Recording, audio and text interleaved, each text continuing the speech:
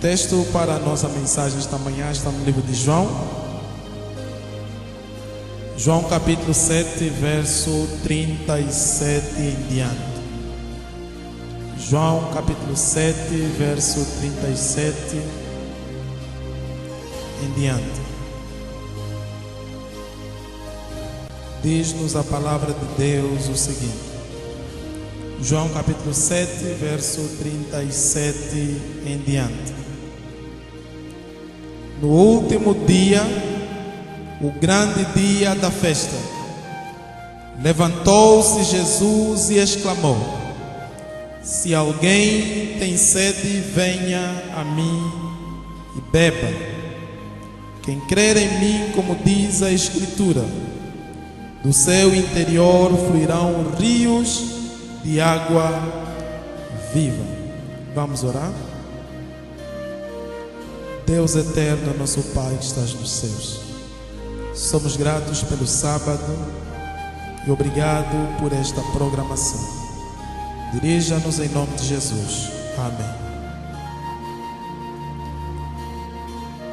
Quando nos foi proposto o tema, falando de África, Deus não esqueceu de ti, África, eu perguntei ao Edson, por que esse tema? Parecer um tema assim muito difícil. O que é que eu vou falar nesse tema? O que é que o Coral Jovem pensou quando escolheu esse tema? Deus não esqueceu de ti, África. E ele disse: olha, eu vou perguntar ao coral para saber porquê do tema, E ele depois fez uma mensagem: olha, pastor, eles querem ver o modo, a maneira como nós cantamos, o nosso estilo africano, algo assim parecido. E então eu parei e pensei: o que é que eu vou falar para a igreja de Sarepta relacionado a este assunto? No período da tarde nós entraremos propriamente em detalhes, onde nós abordaremos questões muito mais práticas, ligando à visão que Deus tem para a sua igreja, voltada ao ministério do louvor também, e a missão da pregação do Evangelho dentro do contexto africano, para melhor entendermos. Nesta manhã nós vamos refletir numa visão mais geral, quanto àquilo que é o ministério de Cristo na terra, e nos remeterá e nos levará a nos conectarmos àquilo que é o tema sugerido pelo coral jovem: Deus não se esqueceu de ti, África. E é um tema muito interessante porque atualmente nós temos visto muita gente se levantando com ideias assim, panafricanistas, e é muito bom nessa época trazerem assuntos voltados a este tema, a esta temática, porque nos ajuda a mergulharmos na Escritura Sagrada e analisarmos aquilo que é a visão bíblica quanto à questão do cristianismo também, Porque muitos negam o cristianismo na África. O cristianismo não faz parte da África. Nós temos nossa própria cultura. O cristianismo é do Ocidente. E quem argumenta desse jeito, eu olho e eu reflito e entendo que essa pessoa não conhece a história em si, a história universal. Não conhece parte daquilo que é o cristianismo histórico, porque a história é completamente diferente. O cristianismo não entra na África por meio do Ocidente, que através da escravatura veio muitos anos atrás. Então, quando a pessoa está alienada da história, ele cria uma narrativa completamente diferente. E sei que muitos jovens adventistas têm sido alvos de um panafricanismo mal compreendido, As pessoas têm se inclinado, eu tenho visto nas redes sociais a narrativa da igreja, da juventude hoje, quanto à inclinação do panafricanismo. Eu lhes aconselho a estudarem a Bíblia, a estudarem a história e a entender e não serem cativos de ideia de alguém que reflete um pensamento contrário ao cristianismo. No último dia, o grande dia da festa, levantou-se Jesus e exclamou, dizendo: se alguém tem sede, venha a mim e beba. Para entendermos o cenário do que está acontecendo aqui, nós precisamos nos voltar para o Antigo Testamento. Precisamos refletir naquilo que vocês cantaram há pouquinho, Moisés tira a sandália porque o lugar em que você está é terra santa. Refletindo naquilo que é a missão de Moisés e no propósito de Deus para a humanidade no geral. Volta-se para Êxodo capítulo 14. Êxodo capítulo 14, vamos ler a Bíblia. Êxodo 14.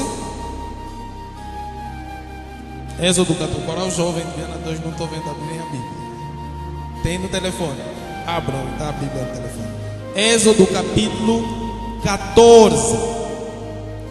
O verso 1, a palavra de Deus nos diz o seguinte: Disse o Senhor a Moisés: Fala aos filhos de Israel que retrocedam e que se acampam de fronte de Pieronte entre Migdol e o mar, diante de Baal-Zephon, em frente dele vos acampareis junto ao mar.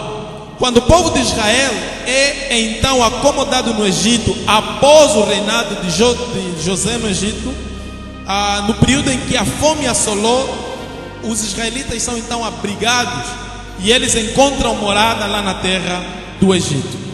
Anos se passaram quando José morre e, com a pretensão do inimigo de apagar a história de Israel, acende-se então um período duro de escravidão quanto ao povo de Israel. E o povo clama e Deus manda Moisés para que pudesse libertar o povo de Israel. Agora entenda, irmão, no processo da libertação do povo de Israel, antes que o povo saia, qual foi a manifestação do poder de Deus na terra do Egito? Foi através de pragas, certo? Quando Deus manda aquelas 10 pragas do Egito, na verdade o que Deus estava fazendo? Deus estava evangelizando os egípcios e o povo de Israel. A cada praga, porque Deus não precisava, irmãos, de mandar 10 pragas no Egito. Não precisava. Deus conhecia o coração de Faraó e sabia o que moveria o coração de Faraó para libertar o povo de Israel. Ele simplesmente poderia mandar a praga da morte dos primogênitos. E vê que Deus sabia que Faraó não libertaria o povo, porque a libertação viria a custo de um pacto de sangue. Por isso é que no momento certo, no devido momento da libertação, Deus pede um pacto de sangue. Um cordeiro é morto e sangue aspergido na porta como um sinal, como um pacto. Então, por que Deus, antes desse período, manda 10 pragas? Deus estava evangelizando o povo. A cada praga que ele mandava, Deus estava dizendo à consciência do povo de Israel: vocês querem realmente sair do Egito e ir para a terra prometida conforme vocês clamaram? Porque no período de paz no Egito, o povo se esqueceu de Deus. E no período da escravidão, eles se lembram da promessa de Deus porque eles acharam que Deus se esqueceu. Na verdade, quem se havia esquecido de Deus e das suas promessas era o povo de Israel. Porque eles se acomodaram no Egito e eles não queriam sair no momento de paz. No momento de grande dificuldade, eles se lembram que Deus fizera uma promessa a Abraão. E eles clamam: Senhor, lembra-te da tua promessa. E como Deus não falha, ele manda Moisés no devido tempo para libertar. Deus manda 10 pragas no Egito. Quando o tempo chegar, ele então manda faz um pacto de sangue e o povo de Israel é então liberto. Mas quando eles estão caminhando estrada fora para a terra prometida, perceba que Deus olha para o povo de Israel e entende. O povo precisa entender por que está seguindo porque está seguindo o mandato de Deus a ir à terra prometida. Ele então pede a Moisés: diz ao povo de Israel que retrocedam e se acampam em Baal-Zephon. Baal-Zephon, irmão, é um lugar geograficamente sem saída. Flávio José, que é um historiador judeu, ele apresenta que Baal-Zephon é um estreito corredor, onde ao redor daquele corredor tinha montanhas e à frente estava o Mar Vermelho. Então Deus pede ao povo para que entre naquele corredor e façam um acampamento ali. Moisés não entendeu, nem o povo entendeu porque Deus quer que entre em Baal-Zephon. Era uma armadilha completamente, era um lugar sem saída. E quando os egípcios se aperceberam que o povo estava em Baal-Zephon, eles entenderam que era a ruína do povo de Israel. Eles só precisavam cercar a entrada e o povo poderia se matar ou afogado no mar, ou sair encontraria a tropa preparada para poder massacrar o povo. Então, na derrota clara do povo de Israel, e o povo então se volta a Moisés e diz: Moisés, será que não existia sepultura no Egito para nos trazer aqui e nos matar aqui? Perceba que é o povo que clama por libertação, é o povo que alega o esquecimento por parte de Deus. Deus se esqueceu do seu povo e ele pede, lembrando a promessa que Deus fizera a Abraão, e Deus cumpre. No momento de dificuldade, o povo deveria entender que o mesmo Deus que manifestou um poder tremendo no Egito seria capaz de nos libertar naquele momento. E se ele pediu que eles se acampassem ali, é porque ele tinha um meio de escape para o povo de Israel. O povo não parou para meditar nesta realidade e se voltam contra Moisés. Moisés, não existia sepultura no Egito para nos trazer aqui e nos matar. Moisés olha para o povo e diz assim no versículo 12 de Êxodo capítulo 14: não é isso o que te dissemos no Egito, deixa-nos para que sirvamos aos egípcios. Veja que o povo aqui está dizendo que nós te dissemos, nos deixa no Egito, mas é o povo que pediu para Moisés nos libertar.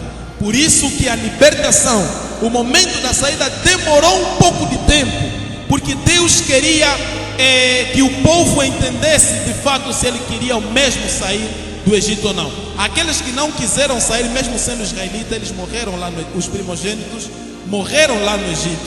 E muitos, diz a história, que alguns dos israelitas não saíram do Egito e permaneceram, e alguns egípcios se uniram ao povo de Israel e saíram com o povo de Israel, e esses foram libertos. Foi liberto todo aquele que aceitou o pacto com o Senhor e seguiu Moisés mesmo sem saber para onde iria. Verso 13: Moisés, porém, respondeu ao povo: não temas, aquietai-vos e vede o livramento do Senhor, que hoje vos fará, porque os egípcios que hoje vedes, nunca mais tornareis a ver. O Senhor pelejará por vós, e vós vos calareis. Moisés apresenta essa declaração ao povo, mas Moisés tinha dúvida também. Mas ele sabia que Deus iria prover um meio de escape, porque Deus viu muitos milagres, Deus atuando na vida do povo de Israel. E ele tinha certeza que esse Deus não pode falhar, não tem como falhar. E ele então comunica essa certeza ao povo de Israel, mesmo ele tendo dúvida. Moisés tinha dúvida, mas ele não comunicou essa dúvida ao povo de Israel. Simplesmente diz: o Senhor pelejará por vós, e os egípcios que hoje veem nunca mais tornareis a ver. Perceba, irmão, que depois de Deus derrotar os egípcios, a pergunta que eu coloco é: alguma vez na história da Bíblia você ouviu mais que os egípcios foram atrás do povo de Israel, fazendo guerra com o povo de Israel? O que isso significa? Moisés diz assim: os egípcios que hoje vedem, nunca mais tornareis a ver. Quando Deus te liberta de um perigo, quando Deus te liberta de uma dificuldade, é para que aquela dificuldade nunca mais você venha enfrentar, e aquilo se sirva como experiência para que você enfrenta os desafios que você tiver a encontrar lá na frente. Você saberá que Deus anteriormente te livrou da garra dos egípcios, e Ele será capaz de te livrar para mais dificuldade. Os egípcios que hoje vedem, nunca mais tornareis a ver. Pode ser que você esteja passando ou enfrentando alguma situação difícil. Entenda que quando Deus coloca a sua mão naquela situação, é para que você nunca mais torne a ver, e você tenha aquilo como uma experiência profunda com Deus, para te guardar diante de qualquer outra dificuldade futura. E Moisés expressa, Deus repreende Moisés no versículo 15, dizendo assim: disse o Senhor a Moisés: por que clamas a mim? Diz aos filhos de Israel que marchem. Moisés começou a clamar a Deus com dúvida, e Deus diz assim: você está a clamar por quê, Moisés? Diz aos filhos de Israel que fazem quê? Que marchem. O que Deus está tentando dizer ali? Moisés, a promessa está feita, você não precisa mais expressar a dúvida: Senhor, o que vamos fazer? Diz aos filhos de Israel que marchem. Eles precisam ter fé. Eu coloquei Israel ali, lá em Baal-Zephon, em frente do mar, para que eu pudesse libertá-los do lugar onde ninguém mais pode os libertar, abrir um caminho onde ninguém mais pode abrir, para que ele pudesse de uma vez por todas mostrar o seu poder. E o povo de Israel passou a seco. E o povo estava caminhando, mas Deus olha para o povo de Israel e entende que alguma coisa ainda está faltando. Então, irmãos, às vezes nós abandonamos a Deus, nos esquecemos de Deus e seguimos uma identidade completamente diferente. No capítulo 17 de Êxodo, o verso 1, a palavra de Deus diz assim: tendo partido toda a congregação dos filhos de Israel no deserto de Sim, fazendo suas paragens segundo o mandamento do Senhor, acamparam-se em Refidim, e não havia ali água para o povo beber. Veja que a Bíblia diz que eles fizeram muitas paragens segundo o mandamento do Senhor. Ou seja, Deus estava dizendo ao povo: parem por aqui, acampem, avancem, acampem, avancem. O que eles tinham que fazer é apenas ouvir, aceitar e obedecer o que Deus estava ali mandando. Todo aquele período no deserto era um período de educação para poder salvaguardar o povo de Israel. E Deus diz: olha, acampem, parem aqui em Refidim. E não havia água. Agora veio o comportamento do povo. Contendeu, pois, o povo com Moisés e disse: dá-nos água para beber. Respondeu Moisés: por que contendes comigo? Por que tentas ao Senhor? Tendo ali o povo sede de água, murmurou contra Moisés e disse: por que nos fizeste sair da onde? Do Egito, para nos matar de sede, a nós, os nossos filhos e os nossos rebanhos. Veja, eles viram o mar se abrindo, os egípcios se afogando, mas eles chegam num ponto em que não tinha água, e ele diz assim: por que nos fizeste sair da onde? Do Egito. Então, irmãos, às vezes, quando nós buscamos a presença de Deus, precisamos entender que no grande conflito, onde Satanás ainda não é derrotado, onde Satanás ainda continua reinando nesse planeta Terra, nós enfrentaremos muitas dificuldades. Mas cabe ao povo de Deus confiar na liderança de Deus, confiar na providência de Deus, confiar no que Deus pode fazer em meio ao grande conflito. Então clamou Moisés ao Senhor: que farei a este povo? Só lhes falta apedrejar-me. Moisés ficou completamente impaciente. Ele disse: Senhor, o que eu vou fazer a este povo? Respondeu o Senhor a Moisés: passa diante do povo e toma contigo alguns dos anciãos de Israel. Leva contigo na mão o bordão com que feriste o mar e vai. Veja que Deus lhe disse que pega o quê? O bordão com que feriste o mar. Não é que o bordão é que faria algum milagre. Quando Deus pede que Moisés segure aquele bordão, Deus queria lembrar o que ele fez com ele no passado. Conforme ele abriu aquele mar, Moisés passa diante desse povo, não liga o que esse povo diz. Leva, ele não diz que leva todos os anciãos, leva alguns dos anciãos. Pega o bordão e vai. Significa dizer, irmãos, que existem certas lutas na tua vida pessoal, existem certas lutas que você deve apenas confiar em Deus e não em todo mundo, não em toda pessoa. Você deve confiar em Deus e a quem sabes que realmente ora por ti para alcance de qualquer vitória em meio ao grande conflito. Por isso é que Deus não diz que leva todos, Ele diz que leva alguns dos anciãos, aqueles que creem, aqueles que não estão murmurando, aqueles que sabem que é o Senhor que libertou o povo de Israel do Egito. Leva esses contigo e leva o bordão. Moisés leva então o bordão e ele fere a rocha pela segunda vez, né? No versículo 14, depois de tudo acontecer, quando Moisés bate na rocha e joga água e o povo bebeu a água no deserto. Veja que no ambiente, num contexto de deserto, onde não há água, onde a água simbolizava a esperança, a vida para o povo, no deserto seco, eles puderam ter a providência de água para beber. E Deus pede ao povo de Israel.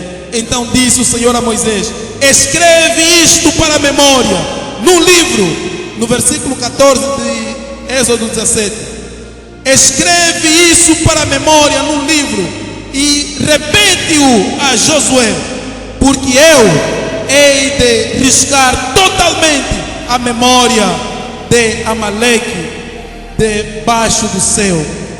E Moisés edificou ali um altar e lhe chamou: o Senhor é minha bandeira. E disse: porquanto o Senhor jurou, haverá guerra do Senhor contra Amaleque de geração em geração. Quando Deus promete exterminar Amaleque, quem eram esse povo? Eles causaram tanta dificuldade ao povo de Israel, e Deus disse assim ao povo: olha, minha missão para vocês no momento é vos levar até Canaã terrestre. Minha missão para vocês no momento não é guerra contra Amaleque, deixem isso comigo. E ele jurou, e ele disse: escreve isso no livro. Chegará tempo em que hei de riscar a face da terra os amalequitas. Ele cumpre isso através de Samuel, onde o profeta Saul não obedece a ordem para exterminar Amaleque.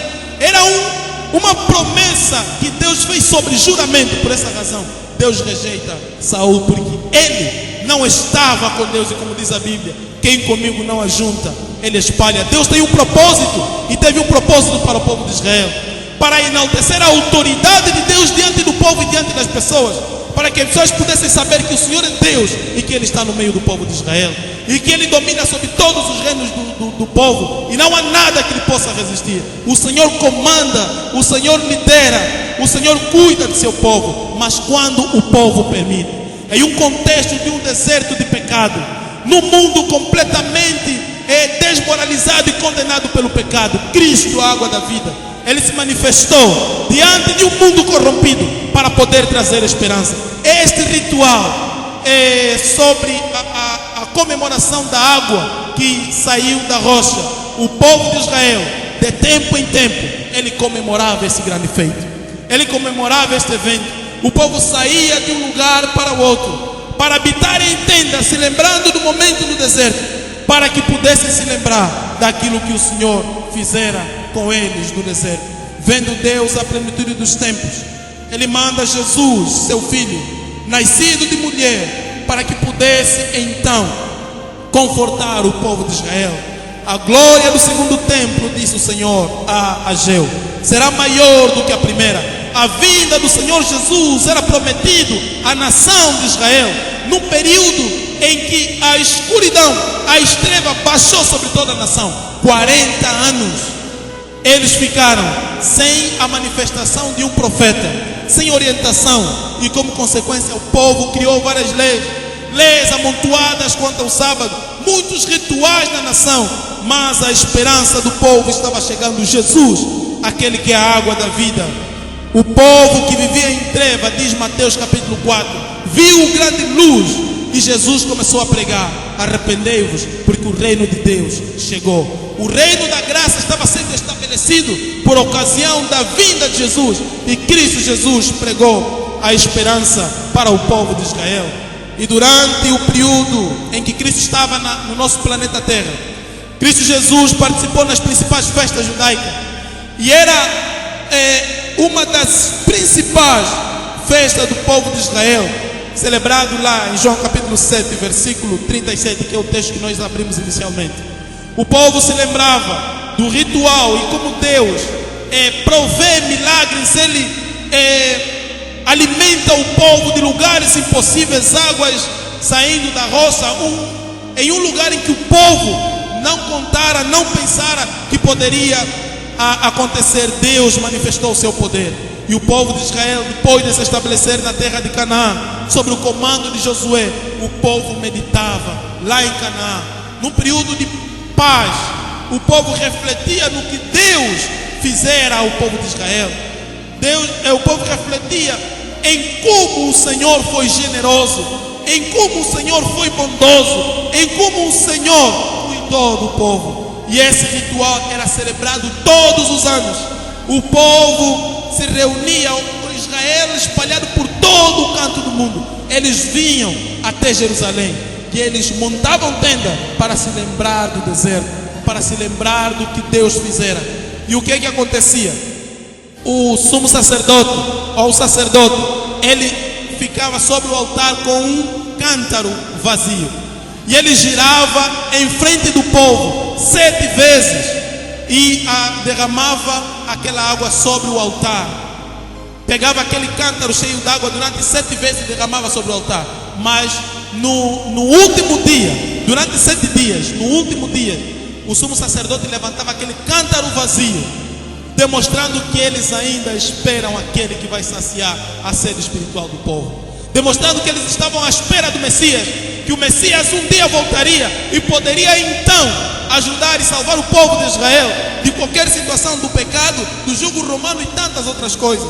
E percebam que no último grande dia, no dia da festa, naquele importante dia em que o sumo sacerdote se lembrava da passagem do Mar Vermelho, se lembrava da água que jorrou da rocha, levantando aquele cântaro vazio, era fácil notar entre a multidão um estranho galileu, Jesus, filho de Maria, como era conhecido naquela época. Ele acompanhando todo o ritual como um bom judeu. Ele acompanhava o sumo sacerdote aspergindo a água sobre o altar, e Cristo Jesus durante 7 dias acompanhando o mesmo ritual. Mas no último grande dia, quando o sumo sacerdote levanta o cântaro vazio, simbolizando a vinda do Messias, neste dia Jesus se levanta e interrompe a mais importante cerimônia naquele momento. Cristo Jesus, lá no fundo da multidão, ele se levanta e com a voz de comando diz: se alguém tem sede, venha a mim e beba. Quem crê em mim, como diz a Escritura, do seu ventre fluirão rios de água viva. Vocês não precisam olhar para o futuro. Quando o Messias vier, eu estou aqui. Cristo Jesus, eu vim para poder libertar vocês. Quem crê em mim, como diz a Escritura, do seu ventre fluirão rios de água viva. Talvez Cristo Jesus queira se manifestar hoje na tua vida. Talvez você está sedento, esperando em um momento em que Cristo Jesus vai realizar um grande milagre na tua vida, trazendo paz, trazendo tranquilidade em teu coração. Talvez Cristo está passando agora e está dizendo: se alguém tem sede, venha a mim e beba. Quem crê em mim, como diz a Escritura, do seu ventre fluirão rios de água viva. Isaías capítulo 58, ou capítulo 53, quando ele relembra o momento da missão de Jesus, Isaías ele se faz uma pergunta. Quando Deus lhe mostra o ministério de Jesus, Isaías, reconhecendo que Jesus era Deus, ele parou e ele diz assim: ninguém vai crer nesta mensagem. E ele escreve então em sua carta, no primeiro verso, dizendo: quem deu crédito à nossa pregação, e a quem foi revelado o braço do Senhor, porque foi subido como renovo perante ele. Ele não tinha a formosura nem a aparência para que pudéssemos desejar, mas verdadeiramente ele tomou sobre si as nossas enfermidades e as nossas dores levou sobre si. E nós o reputamos por aflito, ferido de Deus e oprimido, mas ele foi moído por causa das nossas transgressões. O castigo que nos traz a paz, disse Isaías, estava sobre ele, e pelas suas pisaduras nós fomos sarados. Cristo Jesus aceitou, porque ele nos ama com amor eterno. Com amor eterno eu te amei, diz a palavra de Deus, e com benignidade eu te atraí. E ele ainda pergunta: acaso pode uma mãe se esquecer do filho do ventre? E ele diz que de sorte que não se esquece, mas ainda que essa viesse a se esquecer, eu todavia não me esquecerei de ti. Na palma da minha mão eu te gravei. Cristo Jesus, aquele que com a sua mão ele baixou até o nosso planeta Terra, ele com a sua mão fez o ser humano e soprou nele a vida e se tornou alma vivente. Agora Jesus está em um momento decisivo para poder atrair essa humanidade caída de volta para si. No jardim do Getsemane, Cristo Jesus está enfrentando uma angústia terrível. Pai, se possível, passa de mim esse cálice sem que eu beba. Jesus sentiu a separação que o pecado causa entre homem e Deus, mas para aquela hora ele veio para poder trazer a libertação em um povo aparentemente esquecido. Jesus, ele aceitou: seja feita a tua vontade, não a minha vontade. Sabe por quê? Porque Cristo, quando estava naquele jardim de Getsemane, ele clamando: Pai, se é possível, passa de mim esse cálice. O que ele estava pedindo? Pai, se é possível, tira de mim a responsabilidade de morrer pela humanidade. Mas Jesus, ele olha para os discípulos que abandonaram seus afazeres para poderem seguir um estranho galileu. Jesus olhou para o mundo, aqueles que deveriam aceitar a sua mensagem. E eu creio que Cristo olhou para esse momento importante, em que o coral de Sarepta iria dar uma convenção e que muitos poderiam ter a oportunidade de entregar a sua vida a Jesus. Muitos teriam a oportunidade de refletir no amor de Deus, de refletir na história e como Deus é generoso, como Ele é bondoso, como Ele é bom para poder nos salvar. E Ele diz assim: Pai, não seja feito como eu quero, mas seja feito como Tu queres. E Cristo Jesus está sendo levado no jardim do Getsemane, está sendo levado para o Calvário. Tetelestai, está consumado, pago na totalidade. Quer dizer que a dívida do pecado foi pago na totalidade. Assim que a salvação é só crer em Jesus. A única participação do ser humano no plano da salvação, sabe o que é? É o seu pecado. O ser humano só participa no plano da salvação com o seu pecado para ser redimido, perdoado, transformado e aceito por Jesus. O ser humano nada faz no plano da salvação. Ele precisa abrir seu coração, aceitar Jesus e seguir as suas orientações. Ouça a palavra de Deus, chegou no teu coração, para tomares uma decisão ao lado de Deus, para que possas dizer: Senhor, eu preciso de Ti. Às vezes você chega um momento na vida em que você está lutando muito por uma situação, mas chega uma fase que você precisa se render, você precisa se cansar e precisa deixar que Deus lute por você em suas batalhas.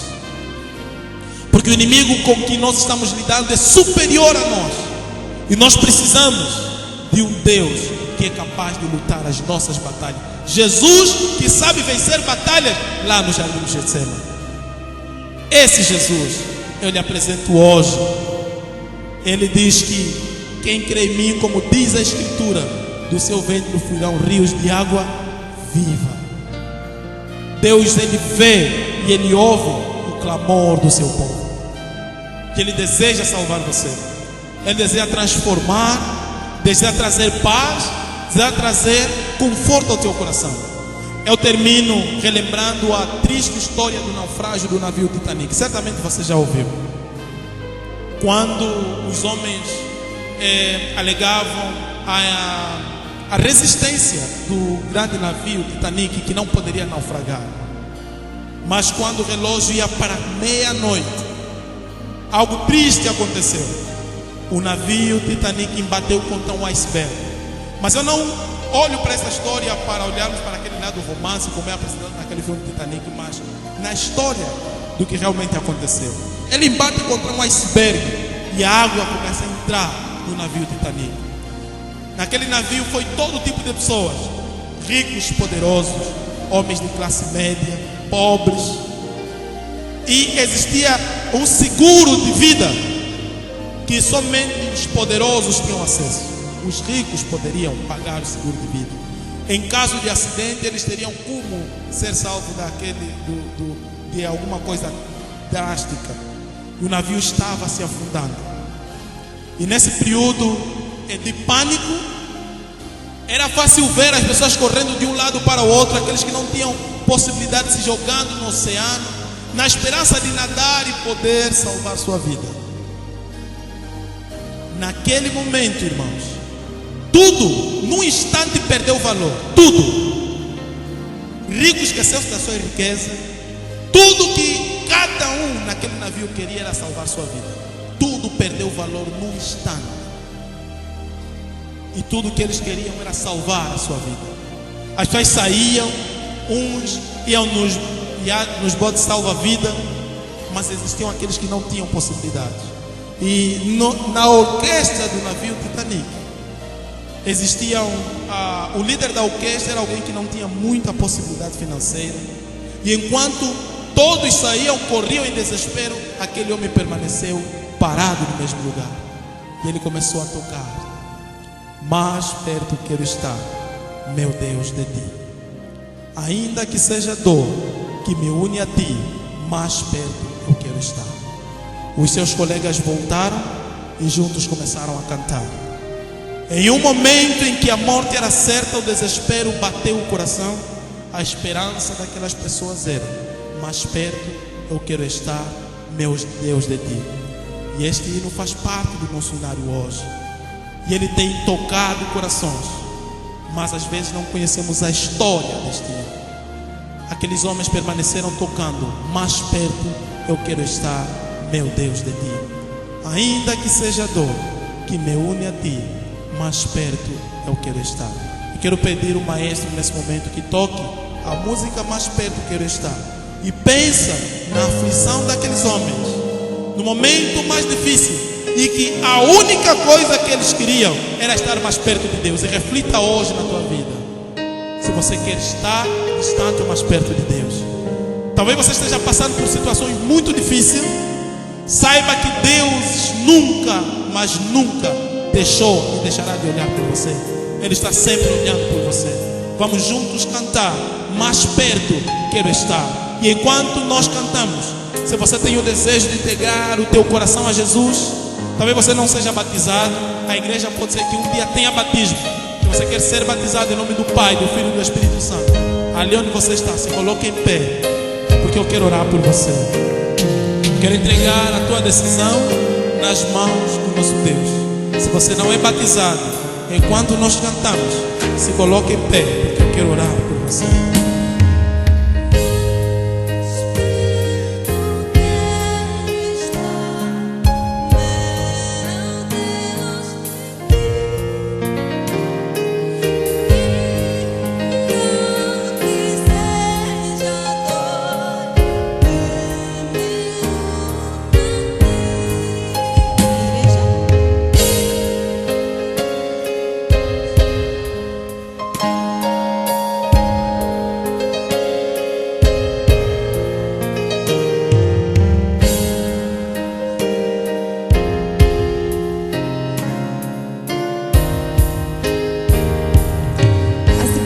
Andando triste aqui.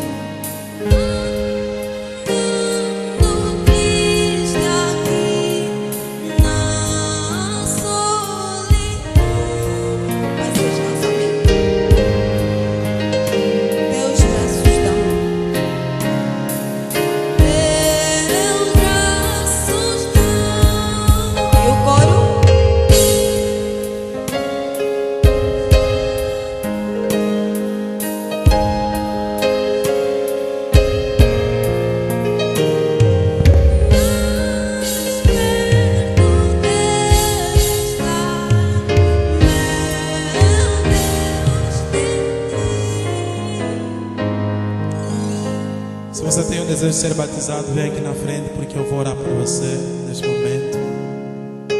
Se esse é o desejo do teu coração, ali onde você está, sai do teu lugar, vem aqui na frente. Nós queremos orar por você. E deseja estar mais perto de Deus, porque Ele quer salvar você. Bem louvado seja Deus. Haverá mais alguém que quer dizer: eu quero ser batizado em nome do Pai, do Filho e do Espírito Santo? Quando houver batismo na igreja de Sarepta, eu quero ser batizado, não quero ficar de fora, eu preciso entregar a minha vida a Deus. Saia do teu lugar, eu quero orar por você, vem aqui na frente. Haverá mais alguém que deseja entregar a sua vida através do batismo? Meu segundo apelo vai para todos aqueles que são membros desta igreja, já batizados há algum tempo, mas que sentem que têm enfrentado dificuldades, talvez crises de crença, duvidam da ação do poder de Deus em sua vida. Se essa for a tua condição, a tua situação, você está lutando com uma situação interna, se coloque de pé, porque eu quero orar por você também. Você está com dúvida de alguma situação, você tem medo, você quer que Deus haja na tua vida, se coloque em pé, porque eu quero orar por você. Amém, louvado seja Deus. Se houver ainda alguém que queira ser batizado, pode vir aqui na frente. Você que está lutando com alguma situação, pode se colocar em pé, porque eu vou orar por vocês também. As minhas irmãs, por favor, virem para aqui. Virem para aqui, obrigado. Haverá mais alguém que queira fazer parte deste grupo, quer ser batizado, batizada?